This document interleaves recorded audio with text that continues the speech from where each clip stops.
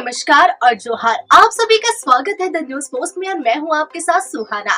खबरों में आगे बढ़ेंगे। आज के झारखंड की तमाम 24 बड़ी खबरें और महत्वपूर्ण खबरों से रूबरू कराएंगे, लेकिन इससे पहले अगर आपने नहीं किया है द न्यूज पोस्ट को सब्सक्राइब, तो सबसे पहले आप हमारे चैनल को सब्सक्राइब करें, बेल आइकन पर क्लिक करना ना भूलें, क्योंकि इससे आपको राज्य भर की तमाम अपडेट मिलती रहेगी। तो चलिए शुरू करते हैं आज की महत्वपूर्ण खबरों से। झारखंड विधानसभा बजट सत्र के दूसरे दिन आज सदन की कार्यवाही 11 बजे से शुरू होगी। सदन में राज्यपाल के अभिभाषण पर धन्यवाद प्रस्ताव लाया जाएगा, जिसके बाद वाद विवाद होगा। इस दौरान सदन में विपक्ष का तेवर कड़ा रहने वाला है। पहले दिन ही सदन में राज्यपाल के अभिभाषण पर सवाल उठाया गया था। इसके बाद अब साफ है कि विपक्ष शिक्षा, रोजगार और अन्य मुद्दों को लेकर आक्रामक रहेगी। विधानसभा बजट सत्र के दौरान जयराम महतो ने कहा कि झारखंड में 1932 की बात वह शुरू से करते हैं।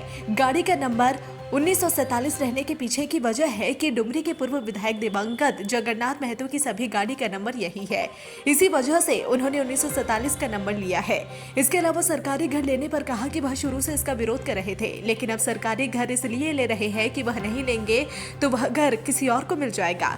जो विधायक नहीं है वह भी कब्जा कर सकते हैं। इस घर का वह इस्तेमाल खुद के लिए नहीं बल्कि डुमरी क्षेत्र में पढ़ने वालों छात्रों के लिए देंगे। जो परिवार गरीब है, मजबूर है, वो रांची में रहकर पढ़ाई नहीं कर सकता, उन्हें अपना घर में रहने की जगह देंगे। बजट सत्र के दौरान भाजपा विधायक शशि भूषण मेहता ने सरकार की योजना की तारीफ की और कहा कि आधी आबादी को मजबूत करने के लिए एक अच्छी योजना है।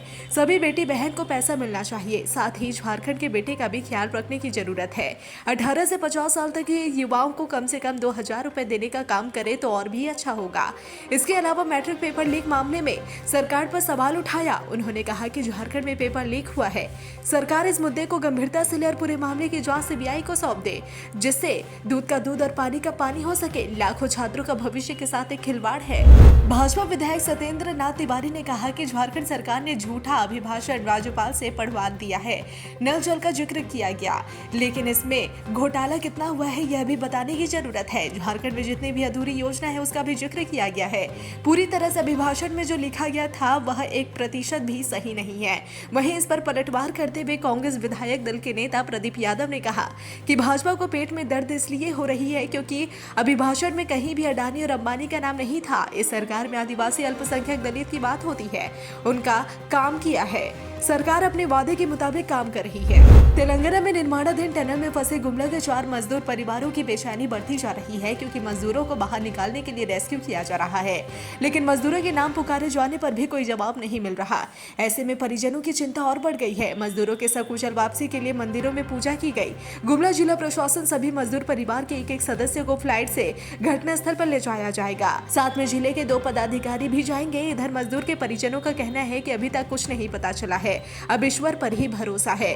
वहीं इस मामले को लेकर मुख्यमंत्री हेमंत सोरेन ने कहा कि पल पल की जानकारी ली जा रही है। कंट्रोल रूम ने तेलंगाना सरकार से संपर्क कर स्थिति की पूरी जानकारी। फिलहाल एनडीआरएफ की टीम बचाव अभियान में जुटी हुई है। रामगढ़ जिले के गोलाबंद क्षेत्र के जाराडीह गाँव में रविवार से ही हाथियों का उत्पात जारी है। सुबह ही भी एक हाथी ने उत्पात मचाया।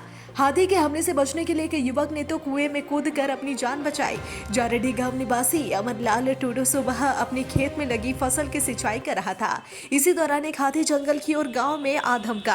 पहले तो गांव वालों ने हाथी को खदेड़ा, मगर अब हाथी वापस मुड़कर लोगों को खदेड़ने लगा तो हाथी को अपने सामने देखकर अमरपाल घबरा गया। हाथी युवक की ओर लपका तो वह दौड़ने लगा। हाथी जब युवक के काफी करीब पहुंच गया तो वह कुएं में कूद गया।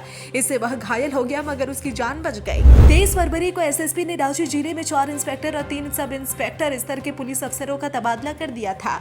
24 घंटे के अंदर ही इसी आदेश में संशोधन करते हुए 2 इंस्पेक्टर की पोस्टिंग में बदलाव किया गया है, जिसमें सदर थाना प्रभारी कुलदीप कुमार का तबादला करना पड़ा, जबकि नामकुम थाना प्रभारी ब्रह्मदेव प्रसाद को हटाना पड़ा। बता दें कि कल के जारी आदेश के मुताबिक इंस्पेक्टर कुलदीप कुमार को सदर थाना से स्थानांतरित कर डोरंडा थाना प्रभारी बनाया गया था, लेकिन नए आदेश के बाद उन्हें फिर से सदर थाना प्रभारी के पद पर बरकरार रखा गया है। वहीं पुलिस केंद्र में पदस्थापित रंजीत सिन्हा को सदर थाना प्रभारी बनाया गया था, लेकिन आदेश में संशोधन करते हुए उन्हें टाटा सिल्वे सामान्य थाना प्रभारी बनाया गया। इसके अलावा मनोज कुमार को नामकुम थाना प्रभारी बनाया गया। इसके अलावा नामकुम थाना प्रभारी के पद पर तैनात ब्रह्मदेव प्रसाद को पुलिस लाइन में बंद कर दिया गया है। दीपिका प्रसाद को डोरंडा थाना प्रभारी बनाया गया है। 24 फरवरी से शुरू होकर 27 मार्च तक चलने वाला झारखंड विधानसभा का बजट सत्र बिना नेता प्रतिपक्ष के ही शुरू हुआ। इस दौरान विपक्ष ने पेपर लीक, कानून व्यवस्था और मैया समान योजना को लेकर सरकार पर हमलावर है। विपक्ष पेपर लीक के जरिए सरकार पर हमला बोल रहा है। विपक्षी विधायकों का कहना है कि राज्य में 10वीं का पेपर लीक होने के बाद सरकार से उम्मीद खत्म हो गई है।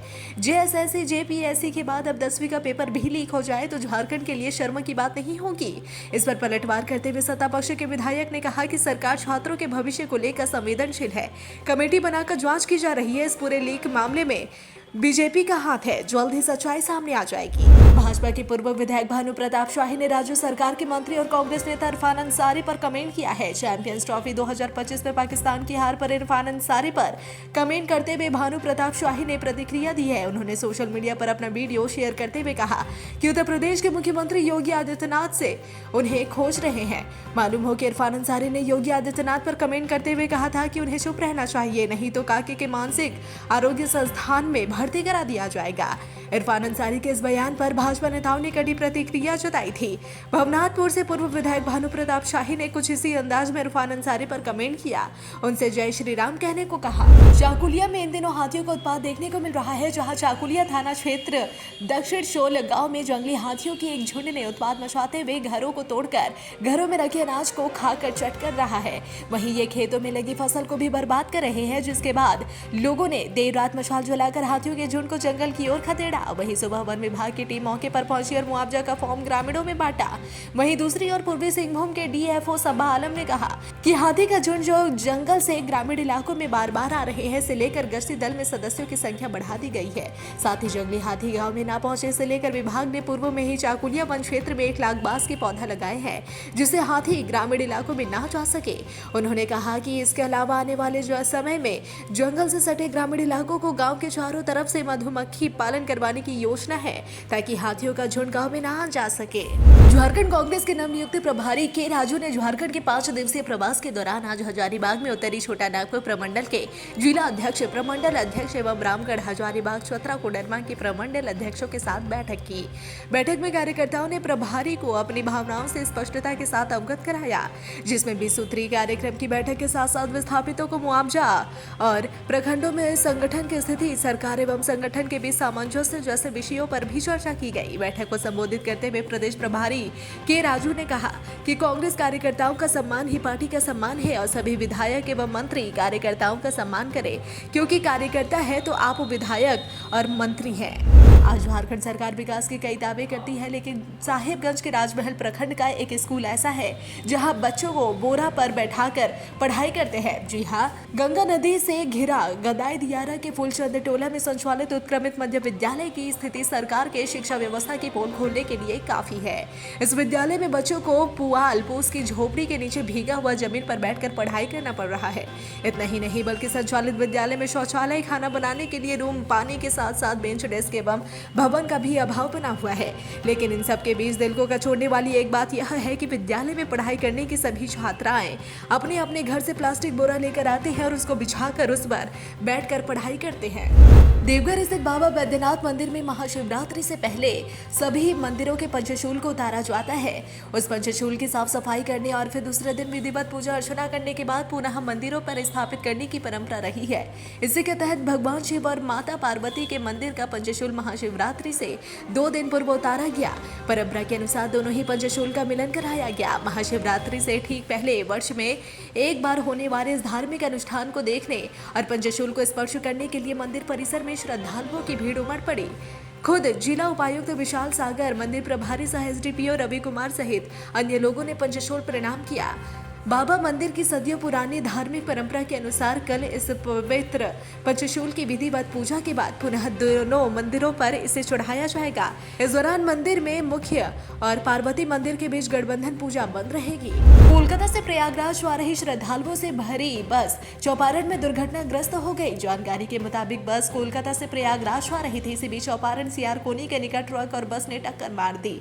जी हाँ, बताया जा रहा है कि प्याज लदा एक ट्रक रोड साइड में खड़ा था, तभी पीछे से बस ने आकर टक्कर मार दी और इस दुर्घटना में 22 श्रद्धालु घायल हो गए, जिसमें कुछ की स्थिति गंभीर बनी हुई है। सभी घायल को चौपारण सरकारी अस्पताल पहुंचाया गया, जहां सभी का इलाज जारी है।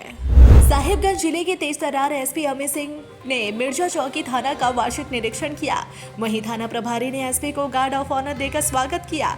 इसके बाद एसपी अमित सिंह ने थाना प्रभारी को निर्देश देते हुए थाने में लंबित कांडों का अनुसंधान में तेजी लाए, साथ ही विभिन्न सरिस्ताओं और लेखा जोखा का अवलोकन भी किया गया। आगे एसपी ने कहा कि चोरी मामलों के उद्भेदन के लिए पुलिस योजनाबद्ध तरीके से काम कर रही है।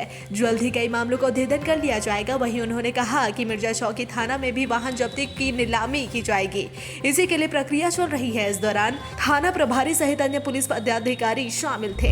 STEM के तकनीकों एवं नवीनतम शैक्षणिक उपकरणों का उपयोग कर विद्यार्थियों में गणित एवं विज्ञान की अभिरुचि विकसित करने का प्रयास झारखंड शिक्षा परियोजना परिषद और भारतीय विज्ञान एवं शिक्षा अनुसंधान संस्थान पुणे के साझा प्रयास से STEM के तकनीकों एवं नवीनतम शैक्षणिक उपकरणों का उपयोग कर विद्यार्थियों में गणित एवं विज्ञान की अभिरुचि विकसित करने के उद्देश्य से राज्य के विज्ञान और गणित शिक्षकों को IRISE कार्यक्रम के अंतर्गत 3 दिवसीय आवासीय प्रशिक्षण के प्रथम चरण का आयोजन जनवरी और फरवरी माह में किया गया।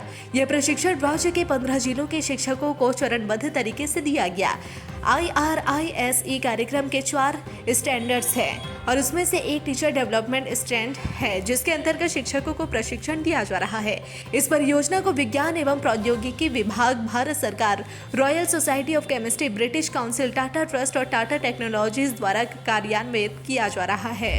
तेलंगाना के नागर कुर्नूल जिले में Srisailam left bank canal tunnel हादसे में झारखंड सहित अन्य राज्यों के कुछ श्रमिकों के फंसे होने की सूचना 22 फरवरी 2025 को मिली। मुख्यमंत्री हेमंत सोरेन के निर्देश पर राज्य प्रवासी नियंत्रण कक्ष ने तेलंगाना सरकार से संपर्क किया। टनल में गुमला के अलावा उत्तर प्रदेश, जम्मू कश्मीर और पंजाब के श्रमिक फंसे हुए हैं। फिलहाल एनडीआरएफ की टीम बचाव अभियान में जुटी हुई है। नियंत्रण कक्ष ने ALO नागरकुलून से संपर्क किया। उन्होंने बताया कि एनडीआरएफ की टीम टनल में प्रवेश कर चुकी है, लेकिन अभी तक श्रमिकों से कोई संपर्क स्थापित नहीं हो सका है। टनल के अंदर की स्थिति स्पष्ट नहीं हो पाई है। मुख्यमंत्री के निर्देशानुसार गुमला के विभिन्न बाधिमा, पालकोट, कुंभा टोली, घाघरा, कटहंगा, कोबी टोली, रायडीह और करुंदी गुमला प्रखंड निवासी श्रमिकों की पारिवारिक जानकारी श्रम अधीक्षक और जिला प्रशासन गुमला द्वारा रविवार को सत्यापित की गई। सत्यापन के दौरान परिजनों ने बताया कि सभी श्रमिक 3-4 वर्षों से तेलंगाना में कार्यरत थे। वे अपनी स्वेच्छा से वहां गए थे। वे वर्ष में एक बार अपने गांव आते जाते रहते थे। हादसे की खबर से परिजन अत्यंत चिंतित है, अपने प्रियजनों की सुरक्षित वापसी की कामना कर रहे हैं। जिला प्रशासन ने परिजनों से धैर्य बनाए रखने की अपील की है। उपायुक्त गुमला द्वारा लगातार स्थिति की जानकारी ली जा रही है। बागमारा के खरखरी में चाइनीज टीम पहुंची है। यह टीम कोयला खनन के लिए विशेषज्ञ बताई जा रही है। 9 जनवरी को इसी जगह पर वर्चस्व की लड़ाई में गोली बम चले थे। SDPO घायल हो गए थे। गिरिडीह के सांसद चंद्र प्रकाश चौधरी का कहना था, जब तक कागजी कार्रवाई पूरी नहीं कर ली जाती तब तक उत्पादन चालू करने नहीं दिया जाएगा। 9 जनवरी को हुए कांड ने बागमारा में रंगदारी और दबंगाई का क्रूप चेहरा सामने लाया था। इसी बीच पता चला है कि कोयला खनन करने वाली हिलटॉप आउटसोर्स कंपनी ने कोयला निकालने के लिए चीन से निर्मित मशीनों का उपयोग करने की तैयारी की है। सूत्र बताते हैं कि इसी के तहत रविवार को हिलटॉप आउटसोर्सिंग कंपनी प्रबंधन के साथ चीन की कंपनी के 4 सदस्य वाली टीम खरखरी भूमिगत खदान की जांच पड़ताल की। इसी दौरान BCCL के अधिकारी भी मौजूद थे। साहिबगंज जिले में संयुक्त जिला कृषि भवन परिसर स्थित आत्मा सभागार में आज फसल सुरक्षा कार्यक्रम के तहत कीटनाशक विक्रेताओं के लिए 1 दिवसीय प्रशिक्षण कार्यक्रम आयोजित किया गया।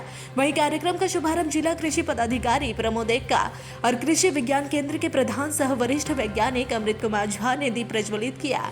प्रशिक्षण सत्र में कीटनाशकों के प्रकार, उनके उपयोग, मोड ऑफ एक्शन और खरीफ एवं रबी की प्रमुख फसलों धान, गेहूं, मक्का, चना, मटर आदि में लगने वाले कीट व्याधियों की पहचान एवं उनके प्रबंधन पर विस्तार से चर्चा की गई।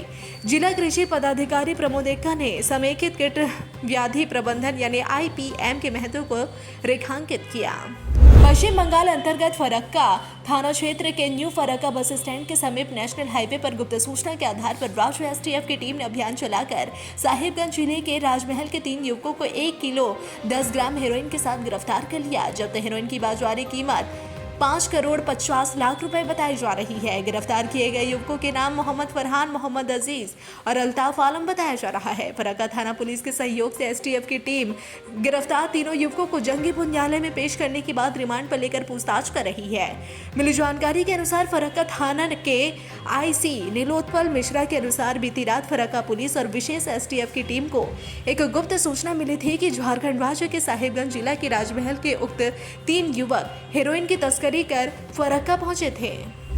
झारखंड के लोकायुक्त, मुख्य सूचना आयुक्त, मानवाधिकार आयोग के अध्यक्ष, झारखंड लोक सेवा आयोग के अध्यक्ष समेत अन्य संवैधानिक पदों पर नियुक्ति का मामला अधर में लटका हुआ है। इसकी वजह है कि नेता प्रतिपक्ष का न होना। रिक्त संवैधानिक पदों पर नियुक्ति की मांग को लेकर दायर जनहित याचिका पर आज झारखंड हाईकोर्ट में सुनवाई हुई। राज्य सरकार की ओर से बताया गया कि विपक्ष का नेता नहीं चुने जाने की वजह से नियुक्ति प्रभावित हो रही है। अब इस मामले की अगली सुनवाई मार्च माह के अंतिम सप्ताह में होगी। अधिवक्ता धीरज कुमार ने कहा कि हाईकोर्ट के मुख्य न्यायाधीश एमएस रामचंद्र राव की खंडपीठ में सुनवाई के दौरान राज्य सरकार की ओर से बताया गया कि नेता प्रतिपक्ष का चयन नहीं हुआ है, इसलिए समय दिया जाए।